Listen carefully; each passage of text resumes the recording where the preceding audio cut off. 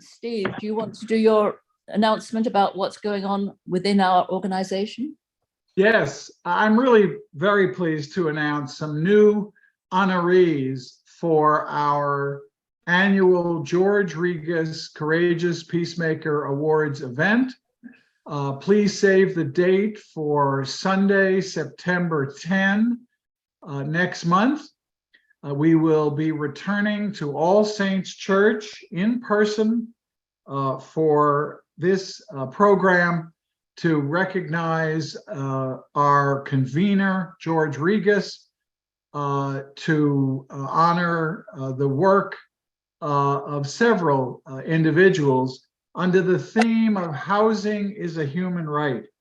We are proud to be honoring our own Anthony Manousis and Jill Shook and their organization Making Housing and Community Happen. We're honoring All Saints itself for its Safe Haven Bridge to Housing program in Pasadena. And we're very pleased to announce today that we are honoring the Jerusalem Legal Aid Center, which is fighting for housing of Palestinians and opposing home destruction by the state of Israel and other offenses to the right to live safely and peacefully in their homes. We have one other invitation. We're hoping it comes through soon because it would be a major announcement. But in all events, this will be a wonderful event at All Saints Church, running from 1 o'clock to 3 o'clock on the afternoon of Sunday, September 10. We've been sending out announcements on this. You'll see a brand new announcements. Please come, please support us. It is a free event to everyone, and you are all welcome. But it is also the major fundraiser of ICUJP annually. And we're asking for volunteer donations for those who attend the event.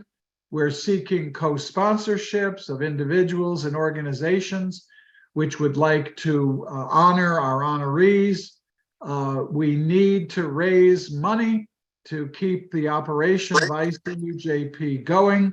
We're a small, largely volunteer organization with a small budget, but as small as it is, we need to meet it. So please support ICUJP generally. These Friday forums have been an extraordinary opportunity. We believe we've presented over 1,000 webinars since our founding in September of 2001 in the wake of 9/11. We've met consistently, drawing together Christians, Muslims, Jews, Buddhists, Sikhs, and humanists.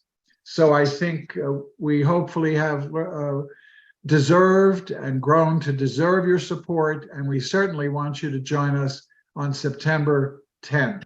Thank you very much. Okay, thank you. Doc Ruby, your reflection.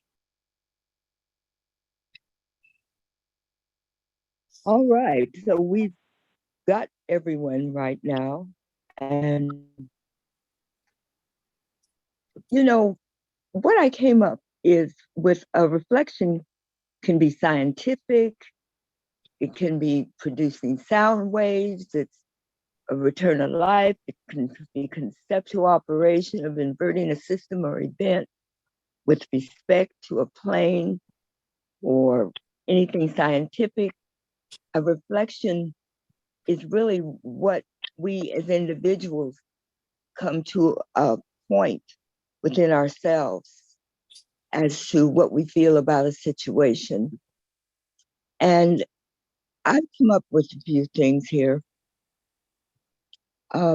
My interpretations, my views, my religious ideas, my psychological theories, observations, reflections, they've changed over time.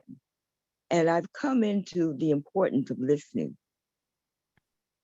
So a lot of times I'm very still, but I'm still with you. and I'm listening without thinking of what I'm going to say. So I call it heart listening. And I've come up with basically 5 things that we can do to support the generations in coming up to what they can be in this earth. When we see them, on television, the importance, they're running and shopping and taking and stealing, and someone is teaching them this. Well, we know that is not what we're to reflect on, or what they're to reflect on, because what is happening here, it's a change of what the universe is coming with, what's important. And what we have is important is life. And I've come up with basically 5 things that we can each do as individuals for the importance of supporting this physical space and time, and the love of our generations, and how they can, importance of what they're thinking can come forward. The first thing is their importance in their life. Even as a child, when I'm saying that, we have these intelligent 3-year-olds, 5-year-olds, you hear them and see them and know that, yes, these are thinking individuals that are reflecting in their own way. And the second thing is the importance of life and the pursuit of happiness. Does anger make you happy? What are some of the things that make you happy? What are some of the things that make you feel good? Life isn't complicated. It's simple when you really realize that you have the simplicity within yourself to know that you're capable, able to continue to grow and be enlightened by listening. And what is happiness to you? What makes you feel happy? What makes you feel good? How can you make others feel good? What is your intentions? What is your future? And the last one is your new design for living. Yes, one of the ideas the Bible teaches is that every human life is a gift from God, an absolute value from conception until its natural end, from scriptures that we know that a person has a right to choose a treatment for himself in line with God's will.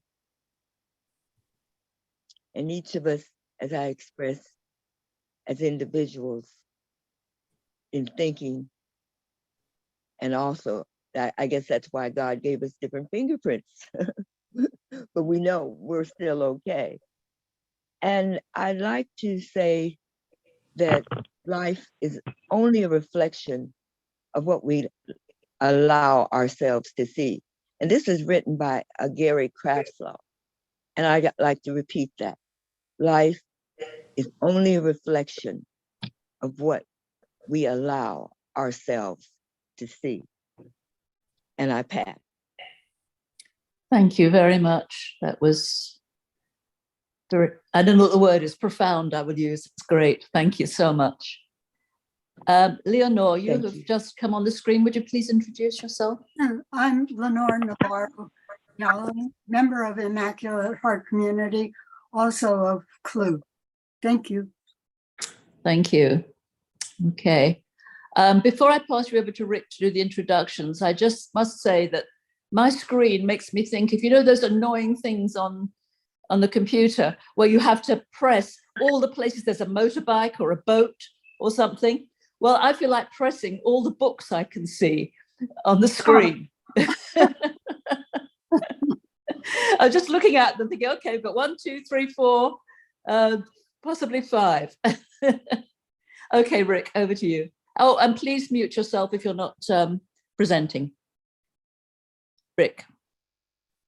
Thank you very much. So I was very honored to be able to invite Peter from City Lights Books to speak. And this was prompted by us about a month and a half ago having a talk with Sonali Kolhatkar, who has a brand new book out on City Lights Books. And through talking to a couple of people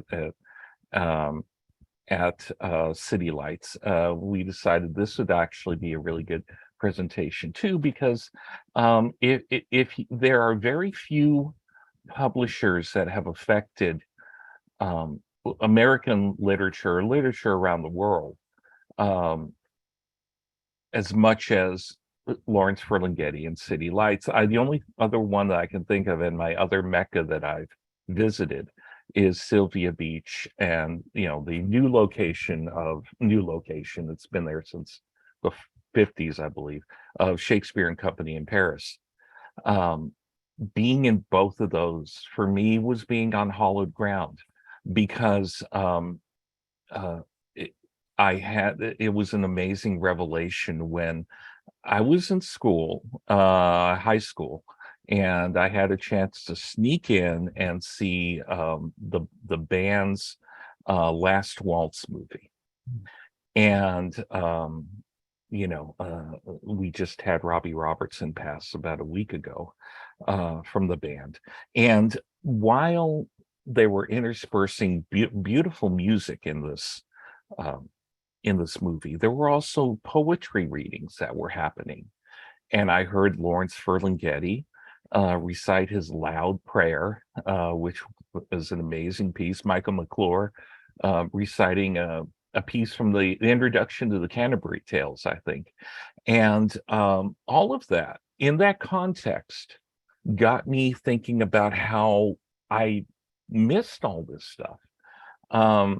And it just so happens that I had a chance to go to San Francisco that summer, and walking into City Lights was amazing. I walked out with 4 or 5 of those little pocket poetry series books, including Hal, including Kaddish, Gasoline from Gregory Corso, I think a Diane de Prima book too, which was, all of that was lighting the neurons up in my head. And they hopefully still haven't started firing. They need more coffee, but they keep on going. There's an amazing history here, not only of brilliance being featured by the publishing house and by the bookstore, but of the importance of being able to say what you feel and being able to have the community rally around you and be able to say it honestly and without without being put in chains in some, like they do in some other countries. So that's the context that I wanted to make for people for the talk this morning. So Peter, the floor is yours, and everybody else, please go on mute if you can. Well, thank you so much, Rick, and Dr. Ruby, thank you for those wonderful, wonderful words. It's such a delight to be here with you all. Just want to mention at the outset that I am beaming to you from the unceded ancestral homelands of the Ramaytush Ohlone peoples. There were over a dozen dialects of their language spoken along the San Francisco Peninsula. I wanted to just take a moment to, just respect those who have come before us as stewards of the land here in the Bay Area. The history of City Lights at its core is essentially about the history of bringing people together. That was Lawrence Ferlinghetti's intention. And, there is so much that one can say about City Lights. It is a layered history. And I think not much you can really do to do it justice in 45 minutes, but I will attempt to create a kind of a skeletal outline, if you will. Just give you a sort of a map of the territory. There's a man by the name of John Bugg, who at present is writing a book about City Lights. This will be the first extensive history of the store, and it'll include just a variety of different viewpoints. And There's also a film being made by a man by the name of Star Sutherland, who has worked with the rock and roll group The Residents and a lot of other people. And he's been interviewing people and he's been filming events at City Lights now for many, many years. That film is on the cusp of being finished. So we have two remarkable documents that are about to emerge that go into more depth. But I will do my best. I would like to share some images with you. So I'm going to see if I can activate. So as I mentioned, the history of City Lights is essentially a history of people coming together at its core. But before Lawrence Ferlinghetti arrived in San Francisco, there was already a community in place. And indeed, his interest in San Francisco arose from what he had heard about what had been happening in San Francisco. There is a continuum. Years and years and years before City Lights emerged, in the physical space, there was Cavalli Books. And a lot of people don't realize that, that this space had already been utilized to sell books. And Cavalli Books is a very interesting place. And when you can't really tell about looking at the window display, if we could blow that up, you would notice that there are newspapers from the left to the right addressing the political tendencies of the neighborhood. And it was very, very common for sometimes skirmishes to break out in front of the store between those who were, say, trade unionists and supportive of the left, and those who were more supportive of the right and getting behind people like Mussolini.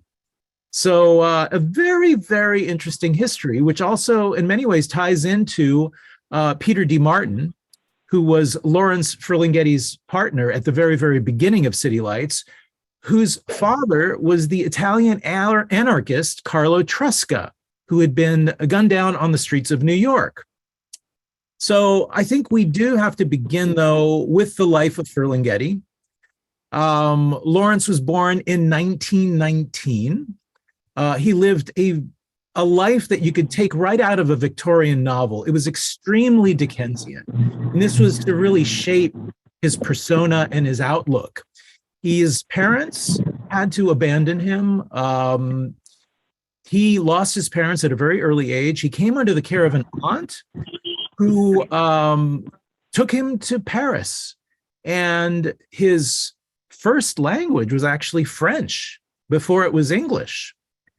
And then they returned back to the States, where he came under the care of a very wealthy family.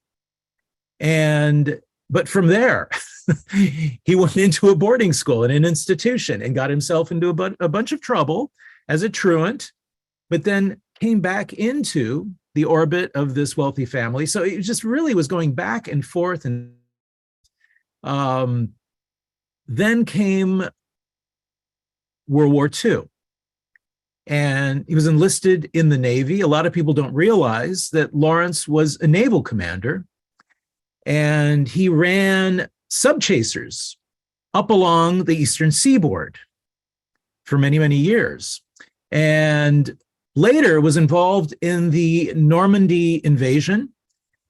He took photographs of the soldiers hitting the beach.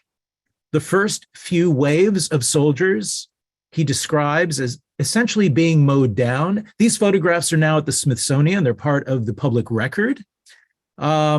This was to have a very, very, very powerful effect on him. Also on his literary life, because it was actually in a town called Cherbourg where he was sitting at a table and somebody had scrawled on the table a poem, and it was signed Jacques Prévert. And Lawrence was completely fascinated by this and took the tablecloth with him.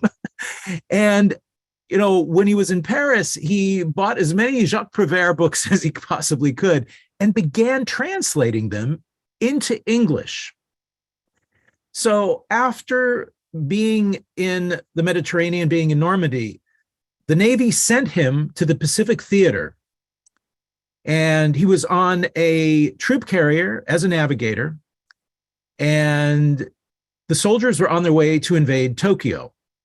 And this was expected to be an extremely bloody battle. Everyone was extremely anxious. But before they arrive in Tokyo, they are told that the war is over. And this was extremely puzzling to everybody on board the ship, including Lawrence. I mean, they couldn't understand how this could be possible because, the Japanese military was not, in any state from what they knew to, surrender. Well, they arrive in Tokyo. A road is secured to a small town, and a group of officers are told, well, we would like you to come visit this small town, and we would like you to describe to the best of your ability what it is you see and you experience.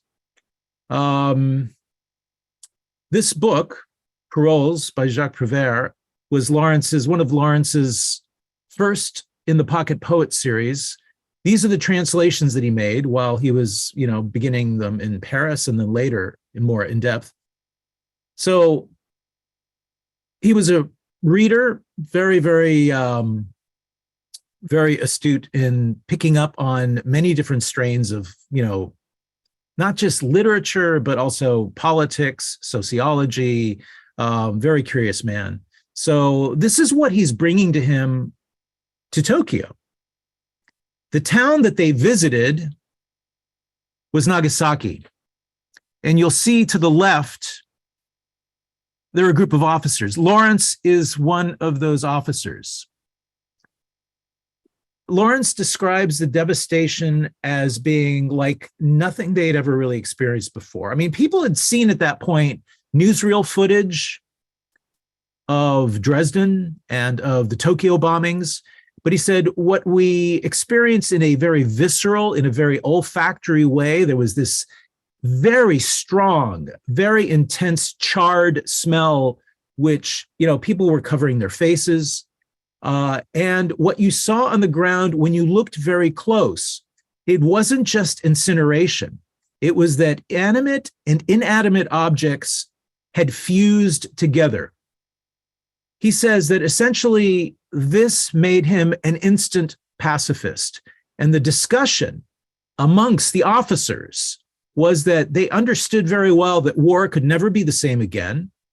And that, we had entered into a new age. And I don't know how many of you have seen the film Oppenheimer. I think at present, those of us who are at City Lights, with the advent of things like AI and the way that AI will come together with things like quantum computing, there is a question of what the consequences are of this Oppenheimer moment.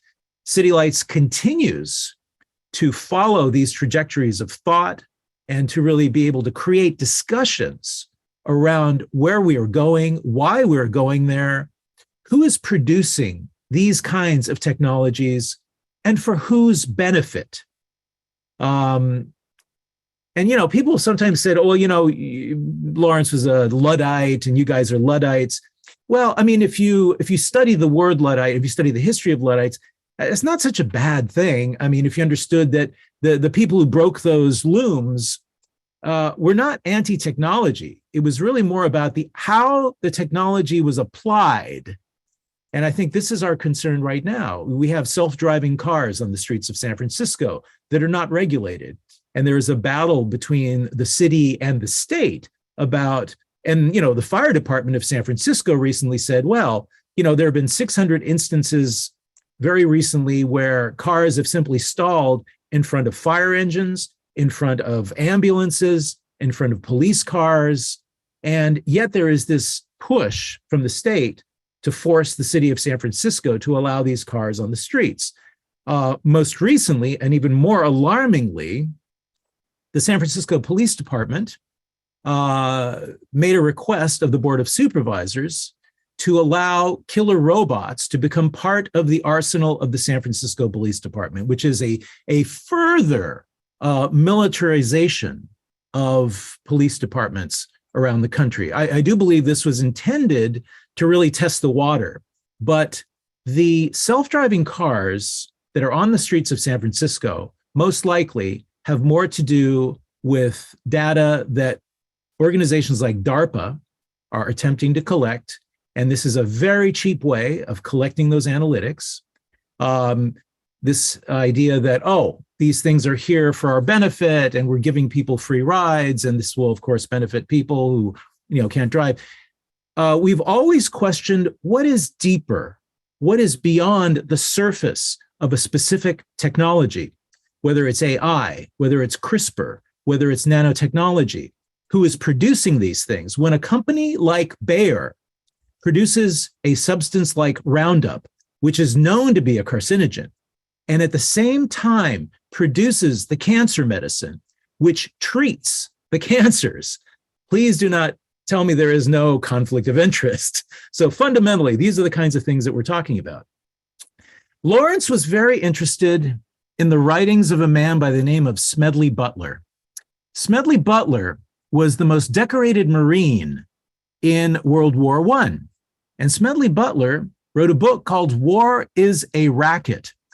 I don't know if this book is in print. It is so significant to our moment because at the time, before this book was written, Smedley Butler was approached by a group of industrialists, some of them representing people like Henry Ford, and was asked to help with the organization in the overthrow of the US government. A group of veterans were going to be put under his command, and there was a query as to how, these industrialists could go about this. They wanted a march on Washington that would take over both the White House and the Capitol and could install General Butler as an interim leader until it was decided, who would be running things. Are we feeling a little bit of deja vu here? I remember having dinner with Lawrence and some friends, and at one point, a friend of Lawrence's, this was right after Donald Trump had been elected, and a friend of Lawrence's said, well, what must it be like for you to experience someone like Trump coming into power at this time? Because he sounds so much like Mussolini. And, how do you feel about this? And Lawrence just was shaking his head, and he said, just pass me the wine. Listen, have you been paying attention to anything I've been saying for the last 60 years? When accusations were leveled at Adolf Hitler about his treatment of Jews and gypsies and numerous other people, he simply pointed back to the United States and said, well, tea kettle, calling the tea black, who did we learn this from? And I think the lessons of the South were something that Goebbels and Hitler and so many others, the light night of everything from the Night of the Long Knives all the way through to Kristallnacht have their roots in much of what had been happening in the South. After the war, on the GI Bill, Lawrence went to the Sorbonne and studied. And his thesis was on the poetic experience in relationship to cities, also on Gothic literature. And he began reading voraciously at that point. And even during the war, he was told, you really have to think about maybe going to the East Coast. Now, Lawrence, of course, was in the orbit of Columbia. He had actually himself had taught, but he had met many of the poets and writers who were going to be very, very soon part of the Beat generation. So Lawrence made his way west. But before that, while he was in Paris, he formed a very deep friendship with this man, George Whitman. And thank you, Rick, for evoking Shakespeare and Company, because they are indeed a spiritual partner and a sister store. And Sylvia Whitman, who has taken over the shop from her father, he was sent to City Lights by him to study how we do business. He said, if you want to take this place over, you need to learn from the best. He says, I'm sending you to hang out with City Lights. So She flew to San Francisco. She stayed with us for over a month. She examined every single part of the operation. I mean, she was hanging out with me, doing events. She was in our mail order department. And what she has done to help Shakespeare and Company survive, especially through the pandemic, is really wonderful. They've opened up a cafe. If any of you visit Paris, this is a must place to pilgrimage to. Whenever I'm in Paris, it's the first thing on my list. And we have great, great love for them. There is a wonderful, wonderful book out that is about their history. It's a kind of a pictorial with many accounts from people who've worked there and visited there. A really, really wonderful book. But I cannot stress enough the importance of Shakespeare and Company, and also the effect that George Whitman had on Lawrence Ferlinghetti. Much of what inspired Lawrence to generate the environment of City Lights was the discussions and the friendship that he had with George Whitman. Upon arriving in San Francisco, and we have to realize that, there was a scene that was already there. I mean, there was a literary scene that goes back to the Bohemians.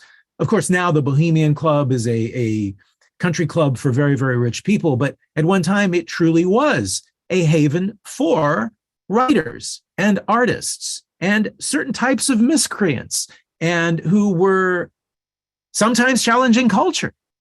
And of course, they were subverted. It became something else altogether. It became a kind of a secret society. But that strain of bohemianism stretched into San Francisco from the turn of the last century to the late 40s and early 50s.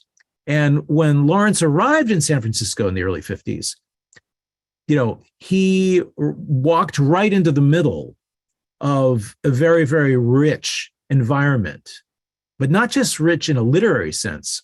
What was also beginning to happen politically, because the general strike of 1930, people think, well, San Francisco was a very conservative place in the 50s.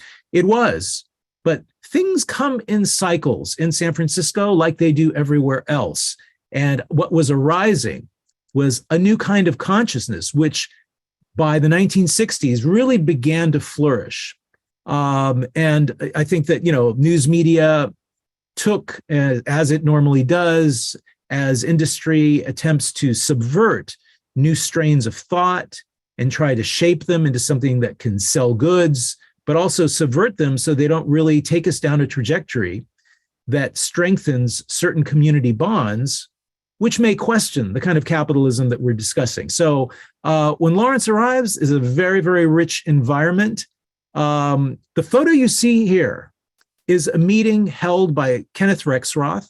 It would take place once a week in the Lower Haight in his apartment, which is still there to this day. Jack's Records was beneath them, and Jack's Records still exists to this day. I think you need to go in there by appointment now, but if any of you are vinyl or shellac junkies, this is the place to go to. This man, Wade, who now kind of oversees the place, is, really one of the most knowledgeable curators of jazz and bebop. So, and this is really, really, I mentioned music because, this will come into play in our discussion, because City Lights is a hub that has brought together music, literature, filmmaking. Down the street from us is Coppola's Zoetrope Studios and Zoetrope Cafe, which is an amazing meeting spot, with the closure of Enrico's on Broadway, which was a meeting spot for many, many years. And it was kind of like Musso and Frank's in Los Angeles. You go in and you'd see, film stars, you'd see directors, you'd see writers, you'd see, and Enrico's was kind of that counterpart for us on Broadway in San Francisco.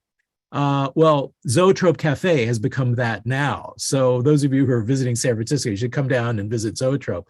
But this hub that I'm talking about, if you look at this photograph, from right to left, so you see Kenneth Rexroth holding forth, and his talks, he would initiate these discussions, and they would cover everything from the literature of the day to poetry, to translation, to politics, to sociology, and who were some of the people in the room. And if you look around, you'll see Philip Lamantia, you'll see Michael McClure, You'll see Lawrence. You'll see Ruth Whit DeMont. You'll see the founder of the Poetry Center at San Francisco State, which was a very important entity which exists to this very day. These people, the founder of KPFA, used to come to these meetings. So these were to be seminal moments, which also helped shape Lawrence's consciousness. He was already, after Nagasaki, really questioning American culture and what the motives were behind many of the government's acts.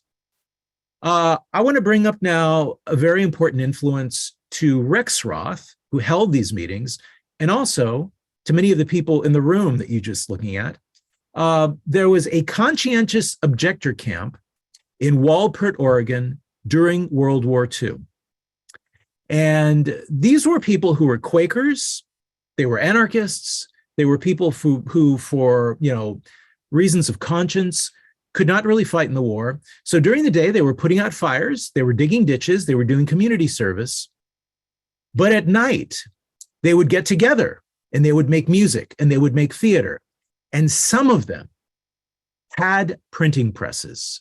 And this is going to be very, very significant because some of these people moved to the Bay Area after the camp closed down.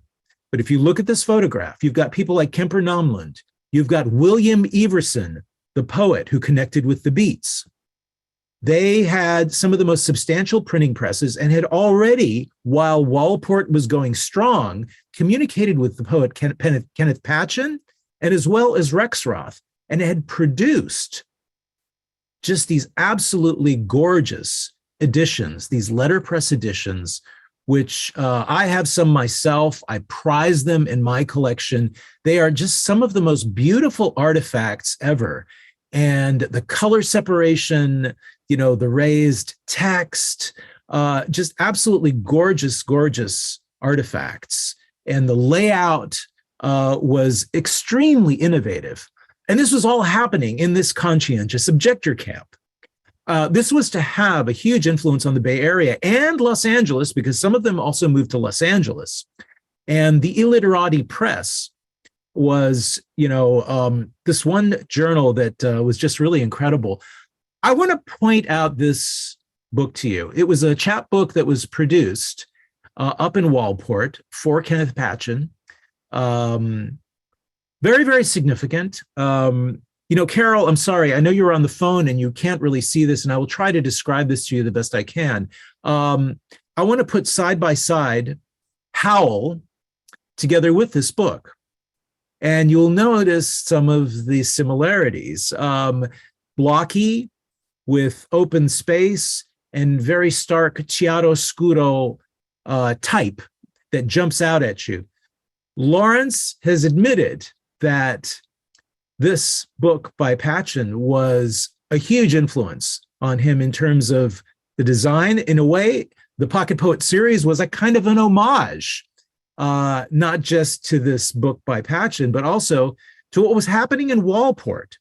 And pacifism plays such an important role, in not just, Lawrence's life, but I think, what City Lights was to become.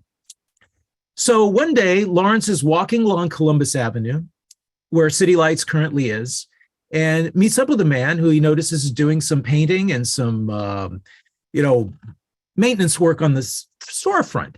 And he has a hunch, and he says, he sees this thing that says City Lights, and he says, you must be Peter D. Martin. He says, well, yes, I am. He says, well, I've contributed a translation to you. And the journal you see on the left is the journal that has Lawrence's Jacques Prévert translations that I mentioned earlier. And so he and Peter Martin get into a conversation very serendipitously. And Lawrence says, I've always wanted to have a bookstore. And he says, if we had a bookstore, if you and I had a bookstore, you could help fund the journal.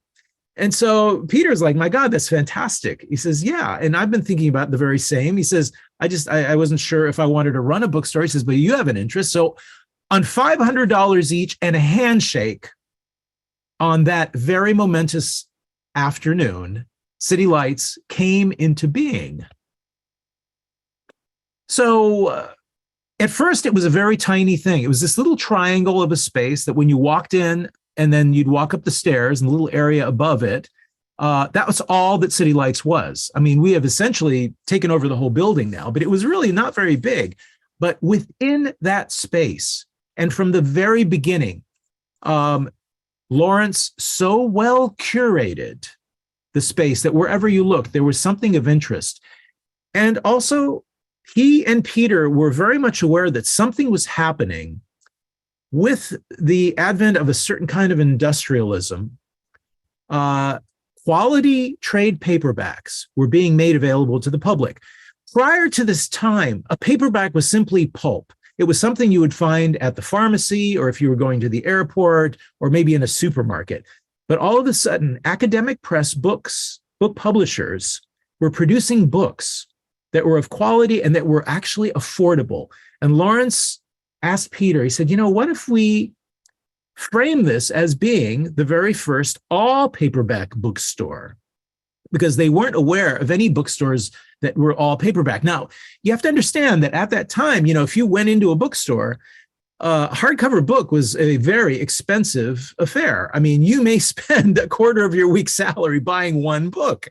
The fact that these books were being made available and affordable to a broad range of people, this was a very exciting moment. And this was the high technology of its time. So for whoever accuses Lawrence of being a Luddite, they need to be really careful by what they mean by that, because he was very interested in technology. And I'll share a story with you, which is very, very significant and very interesting. About 12 years ago, I was about to go to Book Expo in New York City. And this is where our booksellers come together, but also new technologies are put on display and showcased. And Lawrence said to me, you know, could you check into the printers that actually print books that aren't just copy machines? And I said, you know, like the ones that Xerox and IBM make. And he goes, yeah, those. He goes, and then when you come back, I really want to talk to you. And he says, and also when you come back, I want you to explain how 3D printing works. Now, this was, I was like, wow, wait a second. You know, for people who accuse Lawrence of being, you know, like anti-technology, he's like, I said, well, Lawrence, what are you thinking?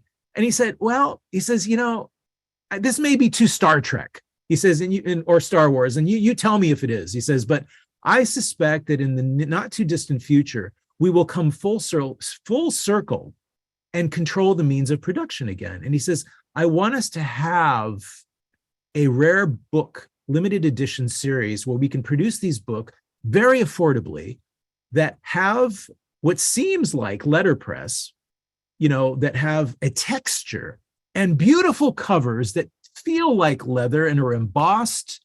And we could do this series of limited editions.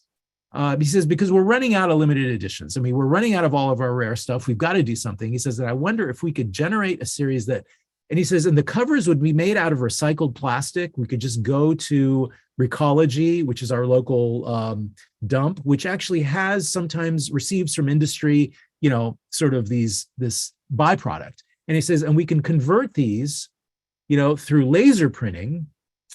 And he says, what do you think? And I thought, my God, here is a man who's already approaching his 90s, and he has a 10-year plan and is not rejecting technology, but, you know, thinking about how it can be used productively and safely, and also recycling, you know, thinking about the environment. So Lawrence, for the first few years, was really at the helm. He was at the front counter. He would be the one you would see. After a while, though, he hired a man by the name of Shig Morale. And this is really important because Shig was to shape a lot of the aesthetic of City Lights. He has been immortalized in a Thomas Wolfe novel, not very flatteringly, but, you know, but Shig was the person you would first see after a while. And then Peter D. Martin left after about a year and a half, 2 years. He got homesick for New York City. He wanted to go back to teaching. So Lawrence bought his share of the operation. And it was really at that point when he hired Shig and he could be freed up to think about a dream that he had. And the dream was, what if we had not only the very first all paperback bookstore, and as you can look, if you're looking at this photo, you'll see That's a lot of paperback books there stacked up. Not going to see a lot of hardcovers. We do have hardcovers now, and we become a bit of a showcase for new hardcovers. But at that point, it was these soft cover focus. And he thought, well, what would it be like, though, if we were also a publishing house? And this was a model that he had observed in Paris while he was there, and while he traveled across Europe. You had bookstores that were also publishing houses. And so he began pursuing this and thinking about it. And this is where really the Pocket Poet series came about. His book, Pictures of a Gone World, was #1 in the series. It was an experiment. He wanted to see how it would go. He wanted to create a series of books that were also paperbacks and extremely affordable, because the paperbacks that he saw in Paris, there was this wonderful series of paperbacks that were actually square in nature, but cost next to nothing. You could stick them in your pocket. He loved that idea of creating something that people who would come through could just, like, as they're waiting for the bus, because there was a bus stop in front of City Lights for many years, they could run in, see what the latest Pocket Poet book was, and just snap it up because it was really affordable. Well, this led to a whole series. They became extremely successful. Here's one by Kenneth Patchen. And Mary Ponsot, very, very important, because we're talking about someone who was a Christian anarchist, not a beat. And by then, the Beats already arrived in San Francisco. Lawrence very quickly met Allen Ginsberg. Gary Snyder was already in the area. Michael McClure was, already writing poetry. But, Lawrence didn't want it to be exclusively a Beat affair. He wanted something much wider. He is also thinking a lot about how he wanted City Lights to be more of an international project. And this is where I have to mention literature and translation, because even though we're known as being the home of the Beat generation, literature and translation has played a very, very important part of City Lights' history. We do have to talk a little bit about Howl, because, we're also involved in the freedom of speech battles. And what a lot of people don't realize is that there wasn't only just one court case. We actually had 3 court cases. There were 2 more that came after Howl. The police were unrelenting until the early 70s. We did a book for Lenore Kendall in the early 60s called The Pillow Book, which had sexually explicit material. We were taken to court for that. The case was thrown out almost immediately. Howl really set the precedent. And even though, like I said, the Beats were there and they were, kind of developing all this material, Allen was, writing voraciously and also experimenting with psychedelics. Psychedelics also are a very important component in City Lights history. In fact, I am working at present on a symposium coming up in 2024 that will bring together some of the preeminent scholars, but also therapists who are currently working with a range of psychedelics to help things like PTSD, to help people who are transitioning, who are dying, who are in hospice care, as well as a variety of other, not just ailments, but also working with creative types to unleash creativity. And this is what Allen was doing. San Francisco was an experimentation ground. And what came out of it was Howl.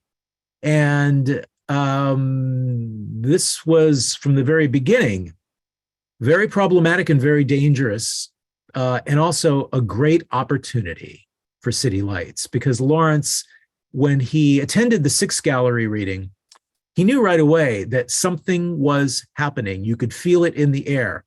And I want to talk a little bit about the 6th Gallery because, as I said, City Lights is a place of intersections. It's a kind of a hub where music and art and literature and politics come together. And the 6th Gallery was in a location across town. It was in the Cow Hollow neighborhood, Fillmore Street.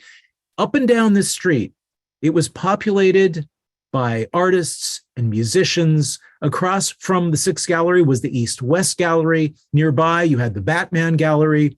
You had artists like Jay DeFeo, Bruce Conner, and a variety of others, all commingling and also spending time in the Fillmore district, where you had these amazing jazz clubs, and also where the Japanese American community came together with the African American community. And it was an amazing moment. And Lawrence was enmeshed with many of these people, and understood that there were voices arising in San Francisco that were challenging the dominant paradigm of the time. You have to understand, this was the McCarthy era. This is a moment where there were purges in Hollywood, and not just in Hollywood, even in San Francisco. And there were people in power, and there were people in the police department who realized that, oh, this is an opportunity to smack down some of these alternative voices. And this is what happened. Lawrence realized, oh, he knew that if he was going to publish Howl, that there was a possibility that there would be problems. But he also realized, like I said, that this was an opportunity to reach a much larger audience. I can go into the details and the minutia of Howl, but I think, we'll be here for another hour. So I'm going to try to keep it brief, because I think we're already, kind of running over a little bit in time. So there was a court case. It was a very significant court case. It was in the news regularly. Many scholars, many politicians, many students and teachers rose to the occasion. It was Jake Ehrlich of the ACLU, and I'm trying to remember his name now, Al Bendick, who I actually had a wonderful moment with. I got to eat lunch with him during our 50th anniversary, and got to actually ask him about, what it was like during that trial, and, what was, going through Lawrence's mind. And Al said, he says, let me tell you a story. He says, at one point we were talking about, Lawrence asked me, well, just how bad is this whole situation? Because, and I think somebody had offered a plea deal or something, and said, well, if you pay this much money and you just promise never to sell these kinds of books again, we're just going to let you off. And I think he said, well, how bad is this? And Al said, well, if this goes to a jury and the jury finds you guilty, you may lose your shop. You may lose all your assets, and because you have children, and this is an obscenity case, there is a question of whether your children will be taken away from you. And he says, wow, okay, this is bad. But he says, so they'll put me in jail. I have plenty of time to read and write. I'll become a martyr. So when I come out of jail, I can open up a bookstore again. It's just somewhere else. And then I have so many friends who would probably look after my kids. He says, I don't know, let's do it. Let's go with this. Let's fight this. And that kind of courage, I think, has served as inspiration for those of us that continue to work at City Lights over the years, and opened up the way, really, for people like Barney Rossett at Grove Press, James Laughlin at New Directions, to have the nerve and the courage to fight their own court cases. And this is Jake Ehrlich. He's the second from the left. There you see Lawrence and Shig Morale. They were both arrested, and copies of Howl were confiscated, but Lawrence was smart enough to squirrel away a whole garage full of Howl. And when the ones that were confiscated from the store were taken in, he simply brought them back out, put them in the window, and started selling them a couple of days later. And they sold out in very, very short order. So we won that case, as well as Lenore Kendall's case. The final case we fought was for Zap Comics in 1970. If you can believe it, it was for a comic book that got thrown out as well. And so we're really known, as being kind of at the forefront of, the freedom of speech battles. And we have an event coming up in September, which actually is going to be during Banned Book Week, where we're working with PEN America to address what is happening now. Because folks, let me tell you, we're still fighting this battle. There are books being not only taken off the shelves, there are book burnings in this country right now. And we are just right back to fighting the good fight. And this is what Lawrence said, it's like when he was sitting with his friends making reference to Trump, and he said, haven't you been listening to anything I've been saying? This battle does not end. It is something that we are all responsible for, and as a community need to come together in solidarity over. So to this day, we continue to support many of the books that have been banned. We feature them on our shelves. This is part of what we do in our curation. want to talk a little bit about design now, because, City Lights, I have to say, over the years, it's just come up with some really beautiful, beautiful books. And I want to talk also a little bit about Nancy Peters, and she is the person that you're looking at second from the left, next to Lawrence. She has been a very, very important influence and component of City Lights history. She's the one that really developed not just the Pocket Poet series, but also our variety. I mean, we went from just generating books about literature and poetry, and also developed our translation as well as our political books. Because, we're also very enmeshed in politics, progressive politics. We're very interested in giving voice to those who do not have voice. We've come in solidarity with many different groups.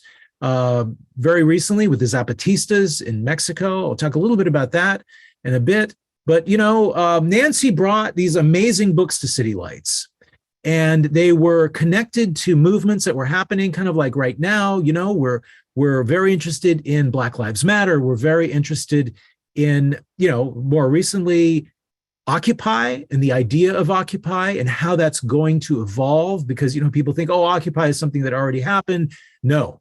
That strain of thinking is still with us. And there is a younger generation which is reaching across lines to work with each other to take this much, much further. And so Nancy really kind of developed this wonderful, wonderful series, but it was also aesthetically incredible. I mean, the design of the books began to change. She brought into the store,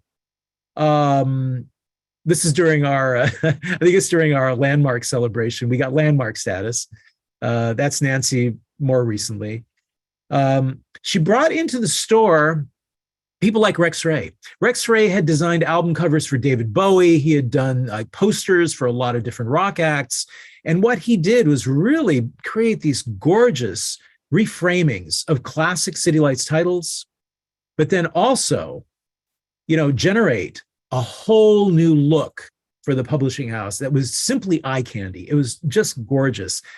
Regretfully, he died a few years ago, but, kind of left us with this, legacy. And even our catalogs were like gorgeous and just eye candy. So it was wonderful to have lived through and have experienced the Rex Ray years. He was a very, very dear friend and has been missed. City Lights has also produced these kind of rare editions, and sometimes with, letterpress people and printers. This is created by Felicia Rice.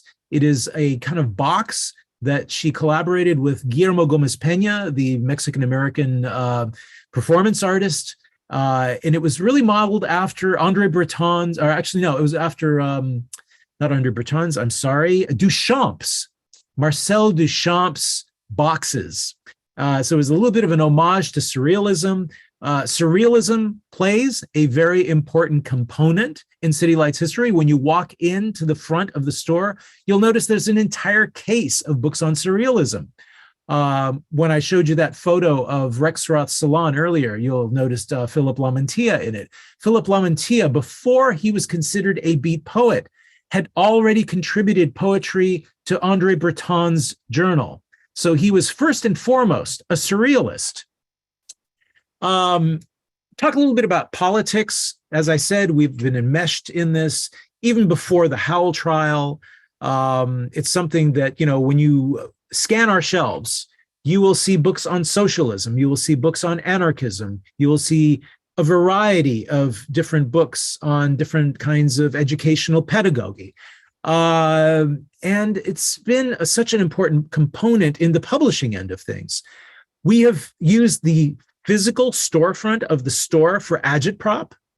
Whenever there's an opportunity, we have taken it. We put up these beautiful banners that are created alongside with the San Francisco Print Collective, from Desert Storm through, what was happening in Iraq, all the way through the Trump years. We continue to use the facade of City Lights as a messaging opportunity, And Lawrence has taken joy in sort of developing. And if you walk around the store, you'll see little signs up everywhere. We still have quite a few of them, and they're very darling. And they really address the issues of the day, everything from women's rights to, just whatever it is that's happening at the moment. I want to talk a little bit about the Zapatistas. The mural that you see here that's painted alongside City Lights was painted in solidarity with a muralist down in Mexico in a small town called Taniperla in Chiapas. This is at the time when the Zapatistas were arising. This muralist painted this alongside of a building down there, and it was immediately whitewashed by the military. He was thrown into jail. Many of his muralists were thrown into jail. When Ferlinghetti heard about this, he asked, did anyone take a photo?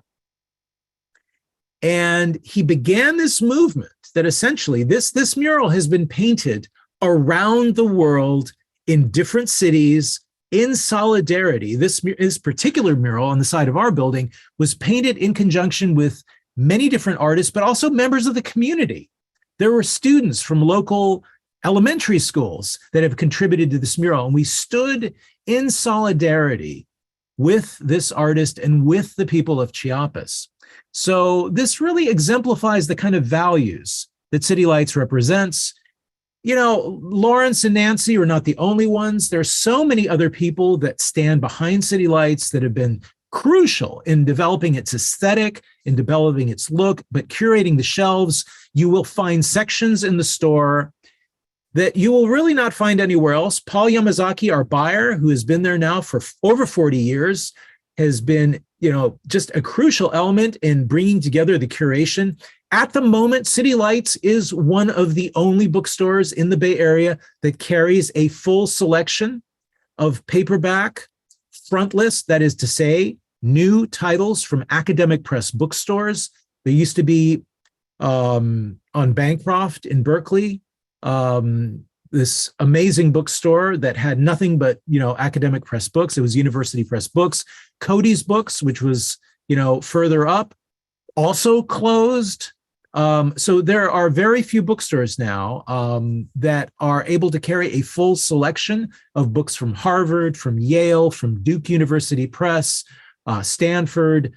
And Paul was really instrumental in really kind of developing that, as well as our translation section, which began really expanding in the 70s.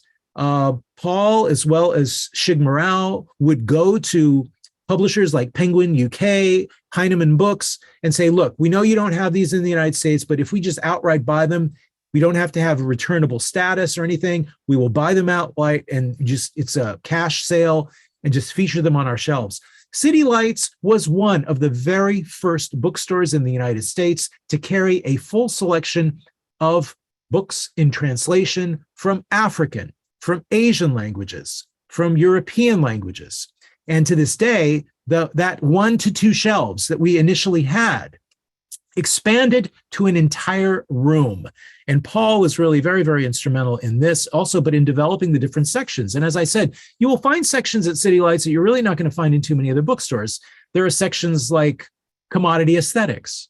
I mean, people hear that and they go, what? No, it's not just poli-sci. It's not just politics. It's commodity aesthetics. And what does that do? It brings together different areas, different subject matter that treat a kind of a common subject. So you will have books on technology and how it relates to advertising. You'll have books on the theory of advertising. You'll have books on, how capitalism, is generating a certain kind of culture.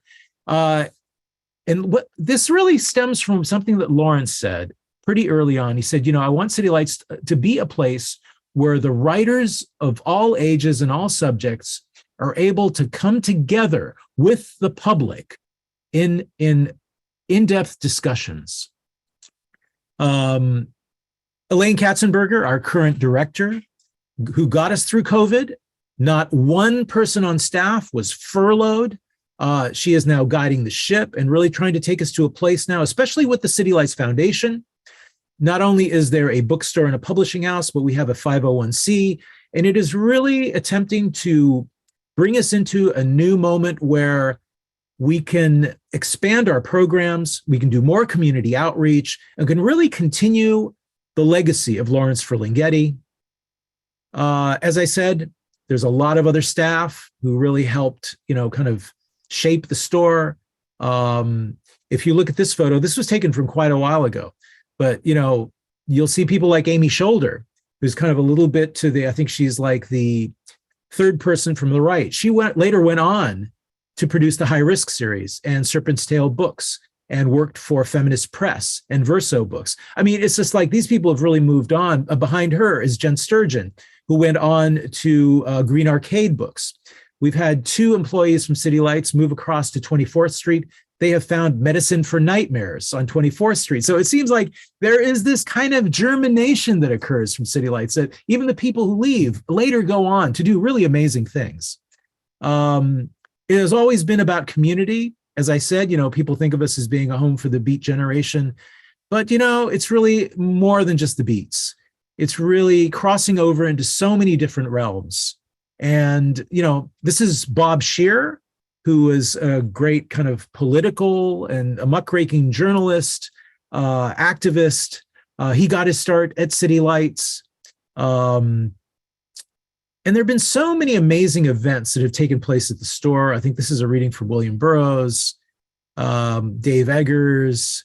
Here we've got John Waters, Michelle T. I mean, this is an amazing moment where we brought together Bay Area writers and poets. This was an ABA, American Booksellers Association moment, and such an amazing afternoon that was, where these poets and writers and administrators from ABA all came together. And if you look at this photo, you'll see Ishmael Reed, you'll see Dodie Bellamy, you'll see Kim Adonizio, Barry Gifford. I mean, it's just, and truly City Lights over the years has served as a hub that has just really brought people together. And Lawrence was the catalyst. He continues to be kind of our spiritual inspiration. And we continue as a community forward. And really want to thank you for your interest in City Lights. As I said, it's just such a deep history, and there's so much that can be said. And I think I've probably spent more time than I should have, but really want to, kind of thank you for your interest, and hoping that you'll all at some point be able to physically visit the store. Because, essentially it really, when you get a chance to just sort of browse the shelves, you'll really understand kind of what we're about, and also maybe get to even experience some of the events inside the store. So I am happy to do my best to answer questions. I think there are other people at City Lights who are far more well-versed in the minutia of the store, but I will, I'm continually learning myself. I've been going through archives and stuff lately, and also been digitizing a lot of our videos. We've got like hundreds of hours of video. And so I keep learning. And but I will sort of do my best I can. If you have questions, please. Wow, thank you so much. That was just amazing. Your enthusiasm is incredible. My son lives in San Francisco, so now I know where I'm going to have to go next time I go to visit him. We have a few hands up. I think Steve was the first one. So Steve. Well, wow, Peter. I have some observations and some questions, but you let us down, Peter. Tell us about yourself, your journey, however you characterize it, and when did you first associate with City Light Books and Bookstore, and what is your role today? Well, and that goes back a ways. It goes back to my teen years, where I met a man by the name of Bill Spooner, who was a guitarist for a group called The Tubes, who mentioned a bookstore called City Lights. And I used to, he would give me tickets to go see the groups. And I also met this woman, Jane Dornacker, who very sadly, she was a radio commentator. She was in a helicopter that crashed during weather report. She was a comedian, so she'd do these wonderful things. So Jane was a huge influence, and she was like, oh my God, you've got to come to Mabuhay Gardens. Like, I know you're underage, but we're going to find a way to get you in. The way we're going to get you in is you act as a roadie. You can haul equipment in, because my band, Layla and the Snakes, is playing Mabuhay Gardens.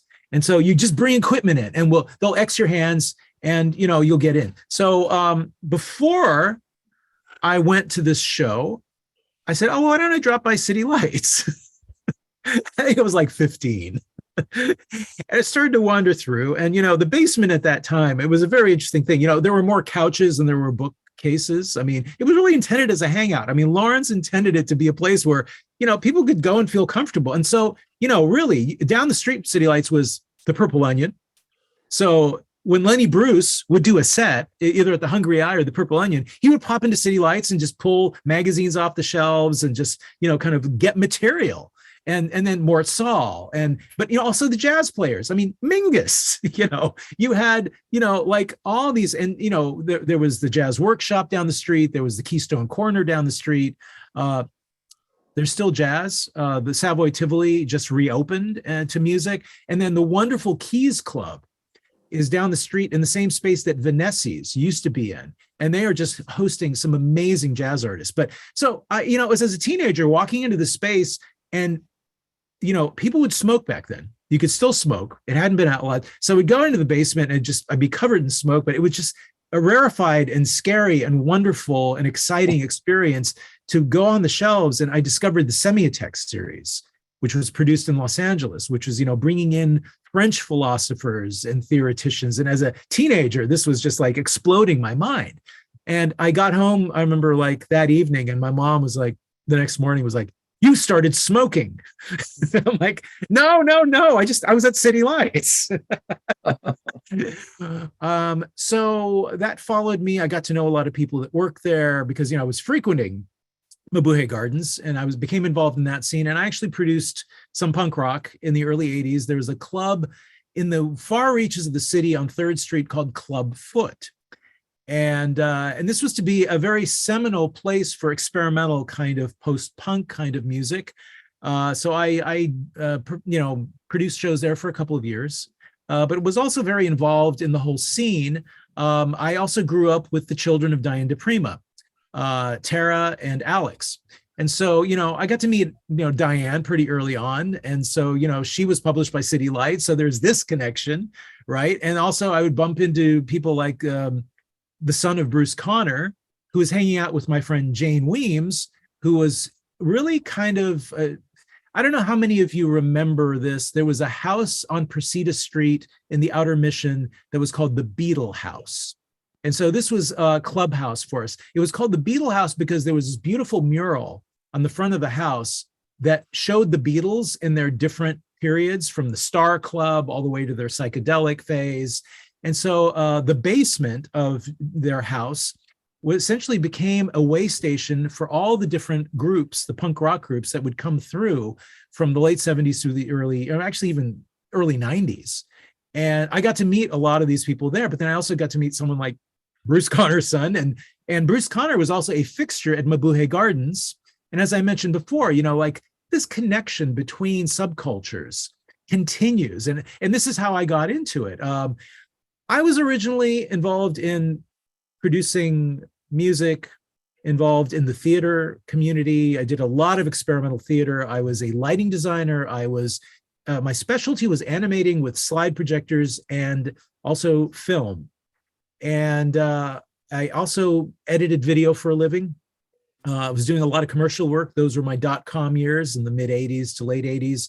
I also continuing to work with a lot of experimental artists. I was at the advent of the modern primitive movement that took place in the Bay Area, although I am not tattooed or pierced in the least. I was involved more in a, kind of creative capacity with some of those people. And many of the people who were involved in all these things were employees at City Lights. So I didn't become a bookseller, and I've been doing bookselling for 35 years. The idea was really to take a break from video editing And I decided, well, what do I want to do? Well, I'm a book junkie, so I should just go. And the first bookstore I picked, and it was through the help of a friend of mine, Jennifer Flanagan, who already had a bookstore near Green Apple Books, which is also another really amazing bookstore in San Francisco. She said, oh, you should just go in there and just try it. And I'll be there with you because they know me. And, maybe we'll give him a nudge. I got hired right away. And I very shortly became their academic book buyer. And, that went really well for about 3 years. And then there was a unionization that took place and things started to get a little unstable there. But towards the end of my stint there, a man began stalking me while I was on the floor, while I was ordering books. He would kind of be looking at me through the corner of his eye. He'd come in like once a week when I was on the floor. And at one point I realized, oh, I know he's interested in this computer. And so at one point I turned to him and I say, will you just come over here, sit down? Obviously you want to know what this is about. Do you want me to explain to you how this works? And he was like, would you? And he sits down and I said, you work in a bookstore, don't you? And he said, actually, yes. I said, so what bookstore is it? He goes, it's City Lights Books. And I said, so you're trying to get a computer system? He goes, yeah, we work from note cards. So this was in 1980, it was 1990. He says, we still work from note cards. And I said, no need to be embarrassed. I said, it works. Obviously, now it's time to move on. And so I leave Green Apple and I'm about to go back to film, actually. I'm about to go back to editing. A friend of mine had already been working with Whoopi Goldberg. I had actually worked with Whoopi Goldberg for her very last stage show at the Victoria Theater, which was the Moms Mabley show. And so I designed sound for that show. And so, we had this connection and I was going to I had some work lined up in LA. I was about to leave San Francisco and I'm walking up Columbus Avenue. Talk about these, serendipitous moments and very auspicious moments. I'm walking up Columbus Avenue and this guy yells at me as I pass City Lights. He says, hey. He says, and it's the manager of City Lights who I had helped, decide on a computer system. And he says, hey, you don't work there anymore. Why not?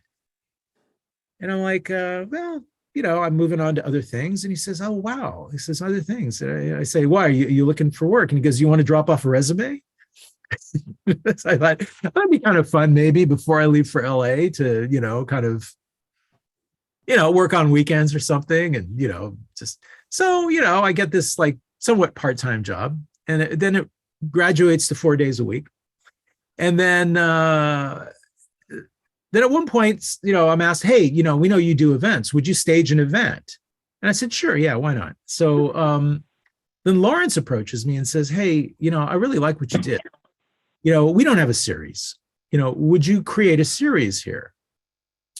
And so essentially I was hooked. And that was 31 years ago or so. It was, 33 years ago is when I kind of really began the series in earnest, where we began doing it regularly. So. Wow, thank you. Phil. Yeah, hi, I'm like, okay, I'm unmuted. Yeah, it's hard to frame what I'm feeling. It was fascinating, riveting presentation, and partly because part of my political growth in my 20s was involved in San Francisco and Berkeley politics. And it was there that I developed my lifelong addiction to books, and developed the habit of buying far more books than I could ever read. And City Lights contributed to that. Along with the co-op bookstore in Berkeley. I don't know if you're familiar with that, but I was there in the late 50s, early 60s, and finding my way through the political and literary world the best I could. But I just wanted to thank City Lights Books for part of my essential education. Thank you. Carol Francis? Hi. Thank you, Peter. This has been wonderful. I'm out of internet today. When you were talking about Smedley Butler, I remember in the 80s when we were doing Central America work, we passed around his Wars Racket in print, in oral, everything. But it wasn't until I started reading the book that I discovered the book. Its title, I don't remember, very recent book about him that I found out about the plot to take over Washington.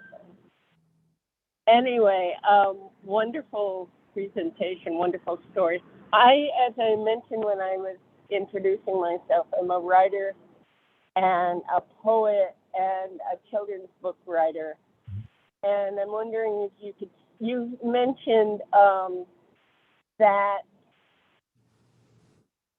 the whole movement around Occupy, which I was part of Occupy LA. I slept there for a couple of weeks until I came down with a cold.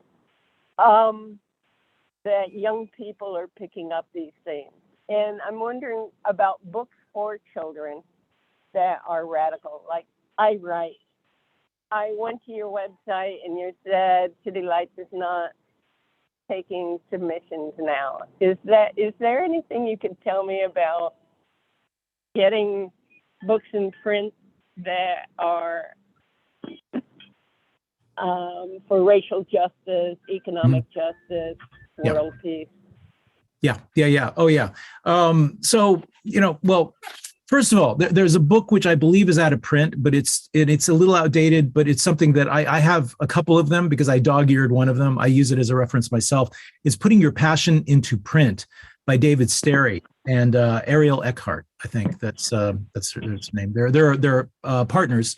Ariel is actually an agent, and they created, I think, one of the best maps of the trade that I think really kind of shows how things work. And, but so much has happened since that book was written.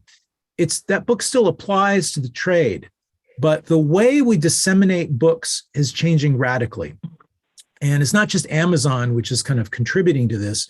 I think Lawrence really was so far-sighted when he was really thinking about these machines that produce books, because it actually, I think now with the advent of AI, very, very shortly, I think we're going to be at a place where we can generate, and we can also be involved in having someone distribute our material.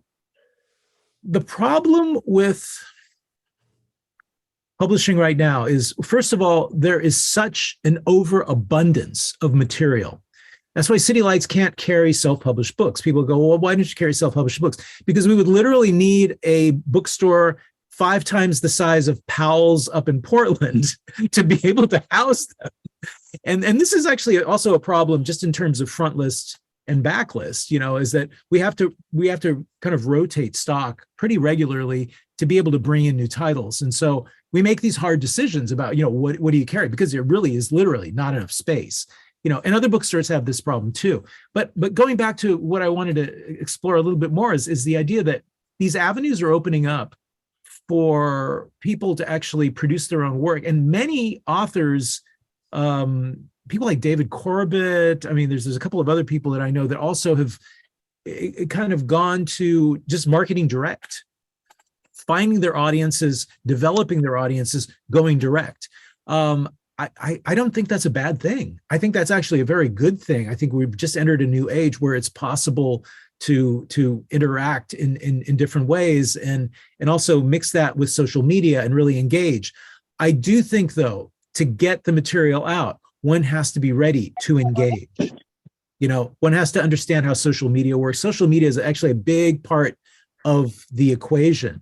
So, insofar as the problem with City Lights with the publishing division is the same problem we have with also receiving books for the bookstore, is that there is just such an abundance at this point. And, just to give you an example of the quickening of life. So when I first started, I think when I got email for what I do, because at first it was all by phone and then I went to email.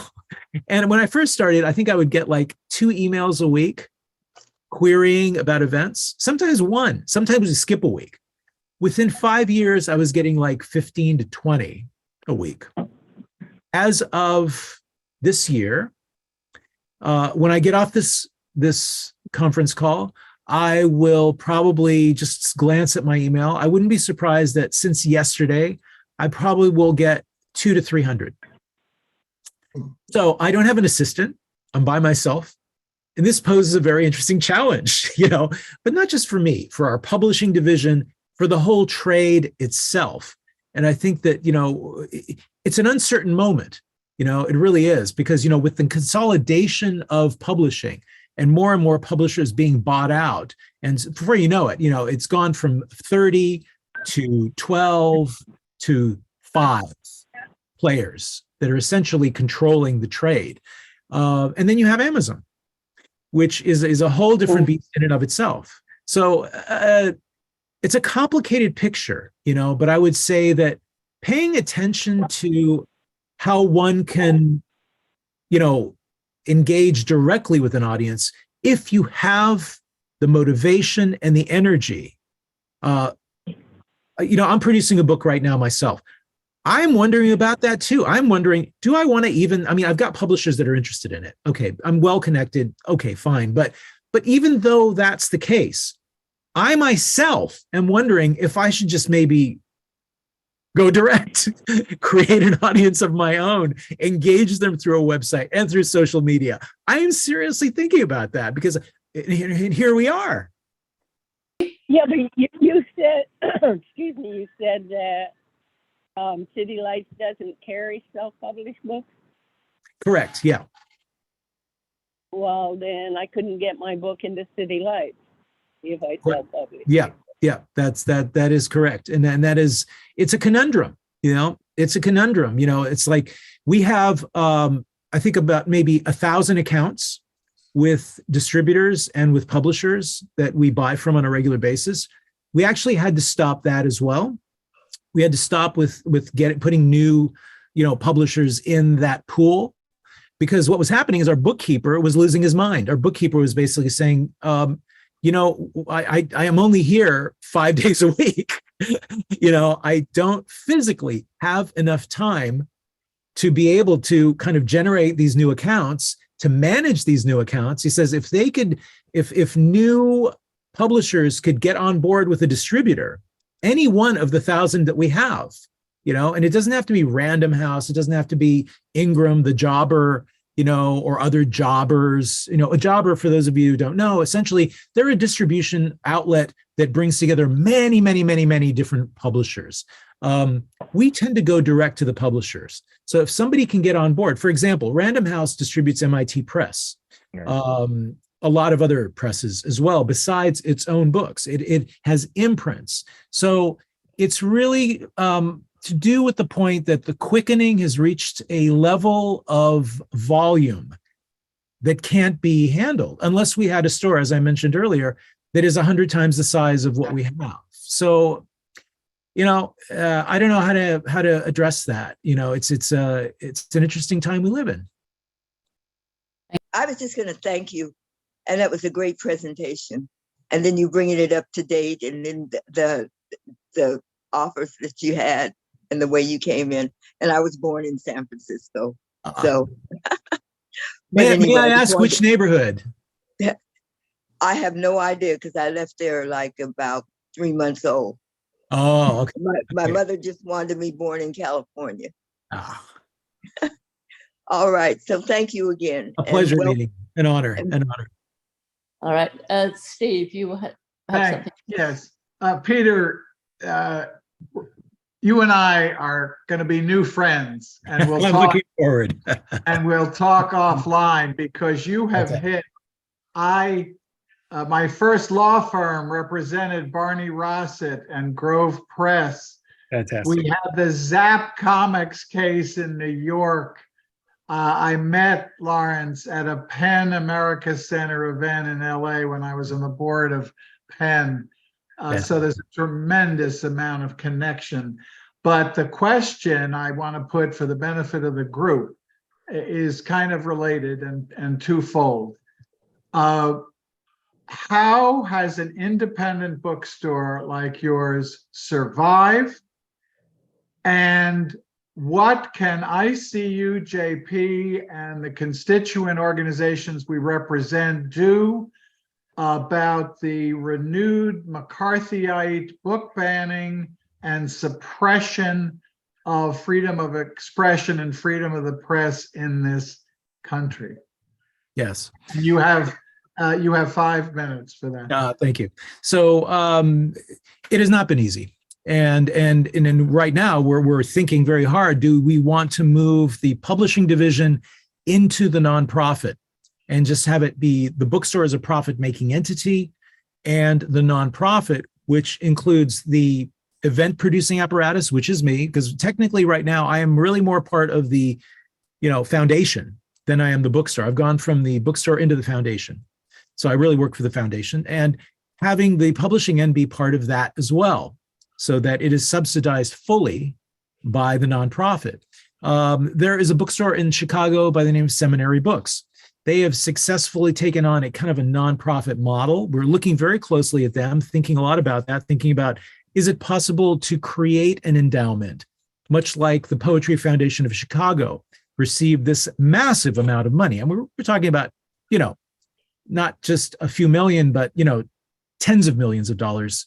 I think it was maybe closer to 100 million that, cemented their, future, and allowed them also to develop programs, a website, outreach, support other people. So, we're thinking a lot about that as being, if it's possible, we need to go through a lot of legal minutia, to make sure that it's, works with the IRS. I mean, and also, whoever our benefactors are going to be who help us build this, that we do it right. And so, there's been a lot of, Elaine Katzenberger has been involved.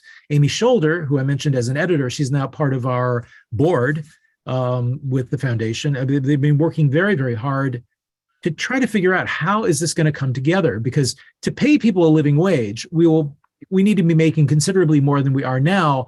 There's a physical space limitation in the store that prevents us from reaching that goal. And with the rising costs in San Francisco, we're an island. We're an island amongst, even though there are still many people left, many stragglers who have shared many of the values, the tech industry did change the terrain of the city, so that tech, developers, realtors, bankers have created a certain kind of culture. And it doesn't make it easy for our clerks to be able to afford to live there. So for us to be able to give them a living wage, I mean, at one point, our director was even looking towards buying a building so we can house workers and give them an affordable rent. I mean, and even that proved to be very, very difficult. And so it's a weird catch-22 situation, and it's also kind of tricky because, the beauty of the operation that Lawrence set up is that it's a Mobius strip. The publishing house makes money, puts it into the bookstore buys books, puts them on the shelf, makes a profit, puts the money back into the publishing house. So if we would be moving the publishing end into the foundation, we would in a sense lose that beautiful kind of equation. And so this is something we're thinking long and hard about. It's like, you don't want to try to fix something that's not broken. And so there's a lot of very serious concerns. So, financially, we're doing well. We're in the black right now. We're not able to really pay people what they're worth. You don't want to know what my salary is. But we love the place. And so that's why we're all still there. But looking forward to a time when maybe we can pay people a living wage, and thinking a lot about what are the models that we need to create, that might work, and what can you do to help? Definitely become involved with groups. PEN America is one great group, but there's other people working in the area of fighting what is happening. I think elections are very, very important. There's a lot of bickering about, what, the wallpaper should look like amongst people on the left. I need to stress very importantly that the people on the far, far right don't have that problem. All they're looking at is one thing, the judiciary. And because they can create a whole new game plan once they take over the Supreme Court.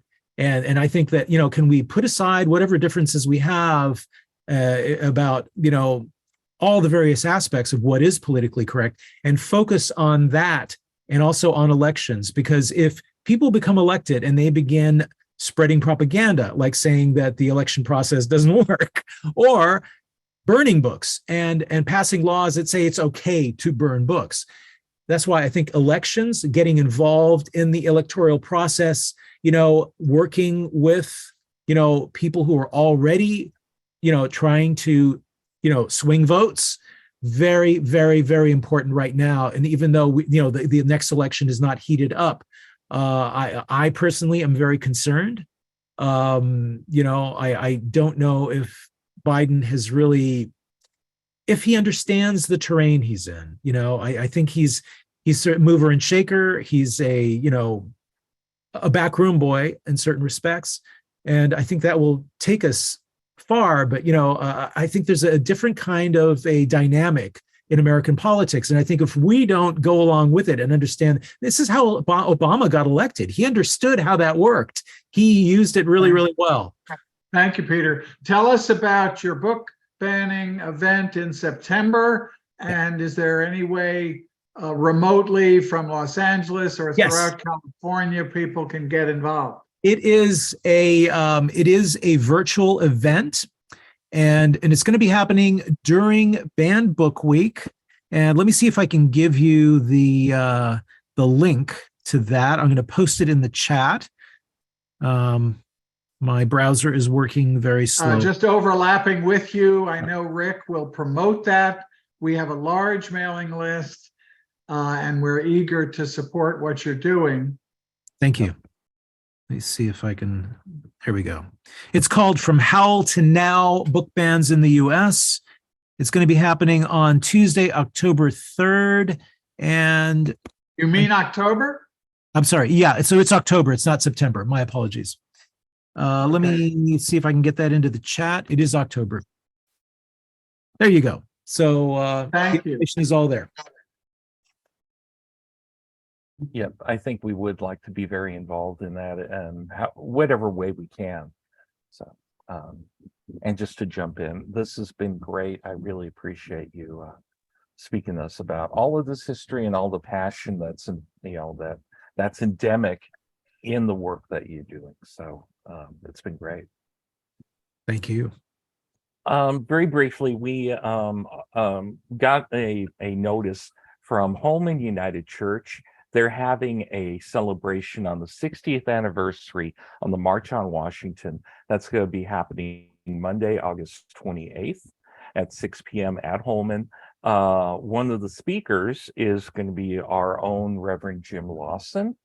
And if you'd like to get more information, I'll send you a link to their Facebook page on the event itself. And I'll put it in the chat for you. If I can piggyback on that, on behalf of ICUJP, I've been in those organizing meetings. This is the 60th anniversary of the March on Washington. The program at Holman will begin at 5:30 with socializing, and then the program at 6 o'clock. Extraordinary banner of speakers. You've heard Jim Lawson, people who were Jim was at 60 years ago, the March on Washington. Others were. There's an amazing lineup of speakers. Our friend Rabbi Sharon Brous will be speaking. I just secured Salam Al-Mariyati to participate in the program. So please, it is so important to not just in a dusty historical way, look back 60 years, but to look at the unfinished work that Dr. King spoke of. He said there is a promissory note that the founders left us as far as white supremacy and slavery is concerned, and that note has not been paid. He said that 60 years ago. It's true today. So ICUJP is supporting this event. Many organizations are. So that is Monday, August 28, a week from Monday at Holman at 5:30. I have a few friends who over the last 10 or 15 years have moved from LA and other places to Maui. And I've been very lucky that nobody has had any damage to any of their places. They live in Kihei, and they've been very lucky. And they are very, very much in the minority on that island right now. When my wife and I vacation for our honeymoon 5 years ago, we went to Maui. We went to see the banyan tree in Lahaina. The natural beauty there is just amazing, and I'd like us all to think about the people that have been lost, the people that have to rebuild, and think about supporting that community in any way possible. Well, I would like to say just one thing. Thank you for all the work that you are all doing. I think it is so vital and so important, and keep it up. We need you. And this has been an honor to just be in the presence of, really, you all just glow, and really a great pleasure. Thank you. Well, I think that we have the same feeling about you. So maybe that's a suitable moment at which to finish. And thank you so much. And as I said, if I visit my son, I have another place to go and visit now. Peter, I think that was, in our context, a prayer. Yeah. And thank you. As chair, I want to thank Rose. I want to thank Ruby for her extraordinary reflection that kicked off our program. And of course, Rick for helping organize all of this. Rick, what do we have planned for next Friday? Thank you. We have a program that we're doing around, what is it? I thought I could do this, Labor Day March. And that's going to be worked on by Francis and I believe a couple of other people. So anybody who's new here, please feel free to join us. Believe me, this will get you in the habit of getting up early, at least on a Friday. So 1 out of 7 days, it'll change your life.